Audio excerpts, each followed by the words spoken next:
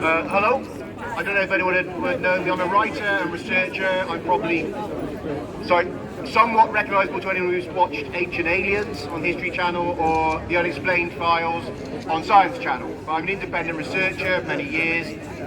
I don't think I speak to crowds. I like talking on the radio, on TV, but hey, times are changing. I go out and talk to people. I want to talk a bit today about, not aliens exactly, but in a way it is, AI. An alien form of intelligence that will rise on this planet if we're not careful. Have you noticed lately that any aspects of your lives have gone online, perhaps?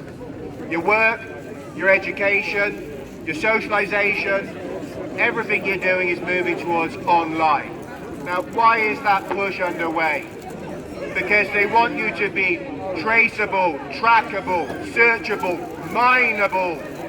Data mining is one of the major threats and major initiatives underway right now. Why is that?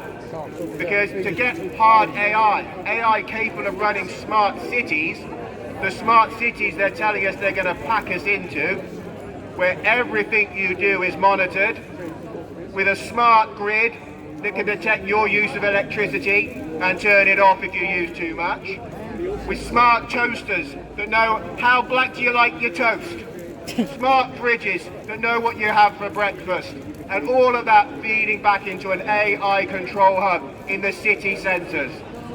Is that a vision of happiness, hope and joy for the children of the future? No! This is what is underway, and I'm talking about a future we are going to stop. So I don't want this to be a depressive thing, but I do want people to understand what we are stopping. If anyone is familiar with the visions of people like Huxley and Orwell, this is the kind of ideas they have for us, these fully controlled cities where every action you take is monitored and mined. Already there are initiatives being carried out to ensure that our children are mined in education, even if you're going into physical schools, technologies that children interact with that are two-way, that monitor how they like to play, what makes them happy, how they react, and all of that is mined to dictate where they will go in their futures. Their futures will be decided for them before they ever finish school. Will they be an Alpha Plus? Will they be a Delta? Where will they be in society's stratified hierarchical control grid? That is not something that we want for our children. God help us. We've seen the visions of horrifying visions in films like The Matrix and Terminator, and we should be very careful because these are not entirely fictional. In very recent months, an AI successfully defeated a Top Gun pilot in the US, consistently. We now have the rise of hypersonic jetcraft and hypersonic missiles. The next stage is AI generals. Generals that decide, who will be attacked for what reason, that are entirely cold, calculating AIs. Now this is a terrible dystopian vision. The idea that AIs will not only control our cities, but they will decide when and where and upon whom we make war. War that is essentially unstoppable. How do you take down an AI-controlled jet going at hypersonic speeds, firing hypersonic missiles at our cities? This is not stoppable once it becomes reality. It is stoppable now, and it must be stopped now. We do not have the luxury of much time. If you follow what DARPA and these maniacs are doing, this is just around the corner. If we are lucky, we perhaps have the next 10 years before they implement AI fully throughout all aspects of our lives, and it may not be that far. We keep hearing that date, 2030. In everything they do, 2030. They are confident they will have these technologies fully in place within 10 years. Once that's done, it's going to be irreversible.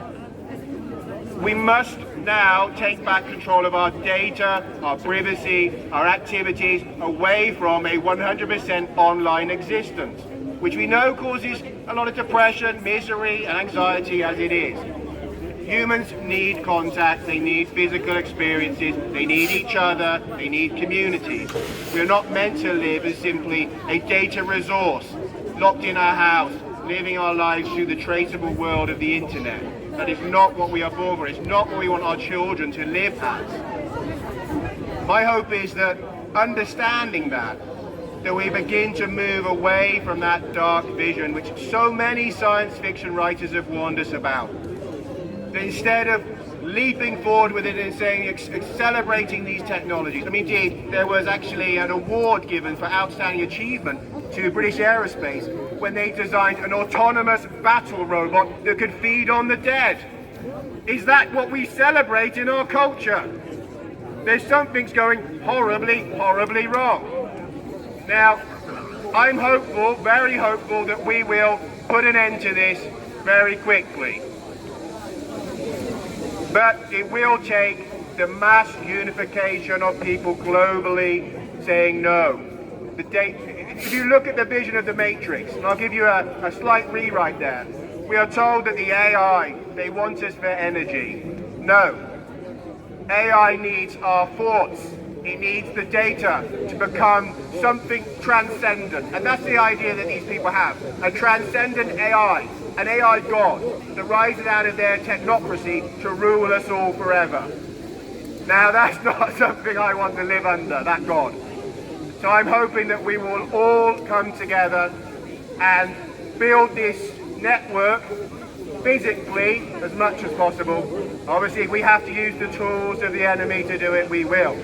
But we have to build this network globally and push back and resist and say our children are not data resources. Okay, I'll leave you there and pass it on. But hopefully we will stop that dark vision.